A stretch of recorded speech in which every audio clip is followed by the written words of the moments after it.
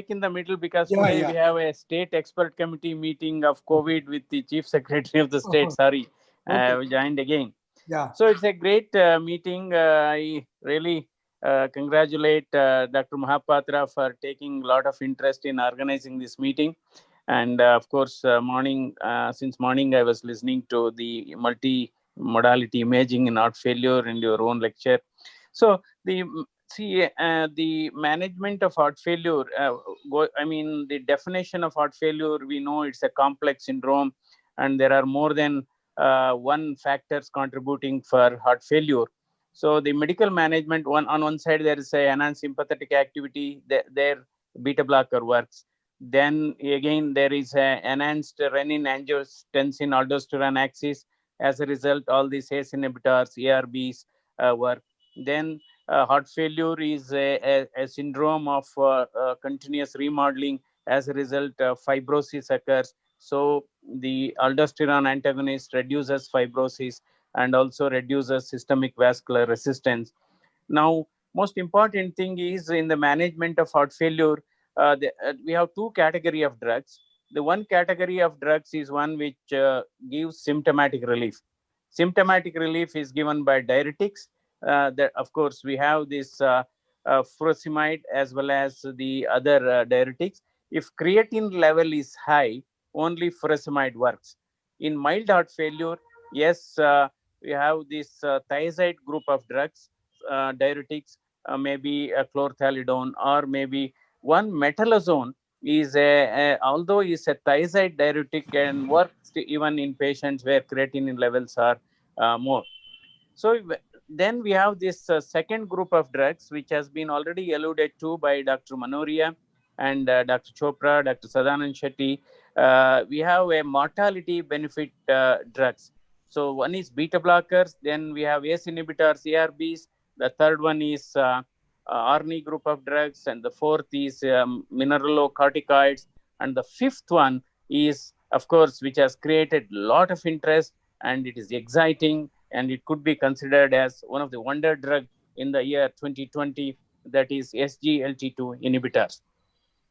So most importantly, whenever we are giving so many drugs like this, one has to really watch out for important electrolyte disturbances, particularly when we are giving ACE inhibitors, ARBs, aldosterone antagonists.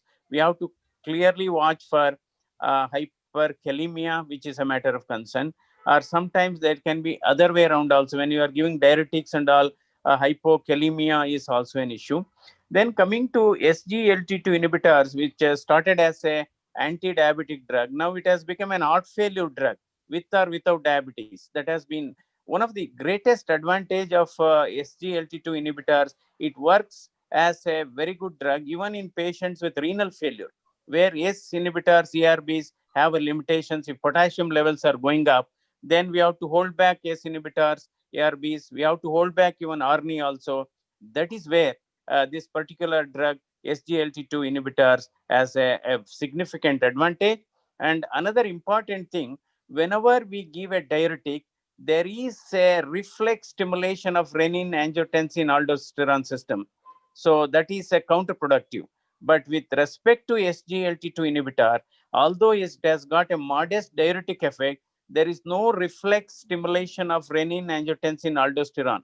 This is a specific advantage. It has because it acts by preventing the reabsorption of glucose from the proximal convoluted tubule. So as a result, it is almost like a glucouretic effect, and the renin angiotensin levels, aldosterone levels doesn't rise as it rises with that is a very good important property of this drug. Another thing, it also reduces the lipid accumulation within the myocardium, and as a result, myocardial performance is also better with SGLT2 inhibitors. That is another advantage, and that's the reason uh, it reduces the mortality. It reduces hospitalization over and above beta blockers, over and above S inhibitors.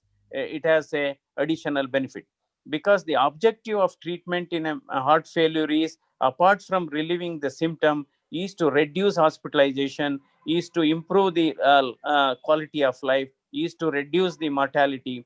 So all these things. So it is almost like a one-stop destination with respect to SGLT2 inhibitors. There is another class of drugs which can be considered in the management of heart failure. Suppose patient cannot tolerate beta blockers, we need to reduce the heart rate.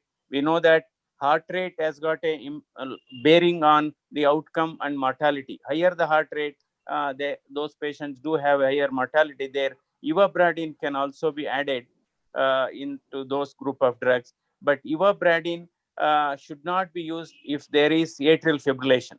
So ivabradine should not be used if there is atrial fibrillation. If patient cannot tolerate ACE inhibitors, ARB or ARNI, apart from using SGLT2 inhibitors, this hydralazine isosorbide nitrate combination can also be part of the prescription of heart failure. Some people always ask us how to go about the use of diuretics, whether to use high dose diuretic. I think this can be one. If there is a retention of fluid, they require usually higher dose of diuretics. If IVC is dilated and non-collapsing, they use higher diuretics. And if cardiac size is very big, they also, because their plasma cardiac volume is high, then they require more diuretics. So these are some of the things we have. And regarding beta blockers, uh, if there is already a fluid retention, one, you should not start beta blockers. You have to induce good diuresis, make them euvolemic, then you start with a small dose of beta blocker, whether it is metoprolol, whether it is bisoprolol, whether it is carvedilol. These are the three drugs, beta blockers, that have been approved for usage in heart failure. And only thing is, when you are using a beta blocker, you should not use beta blocker on patients who are admitted in ICU receiving IV diuretics or ionotropes. So you have to make them stable, then you have to start them with these drugs. So definitely, these pharmacological advances has reduced mortality. It works in combination, and each one is complementary to the other. But what combination works best, one has to carefully monitor for the electrolytes, for the sodium and magnesium, all those issues. So I think these are my comments.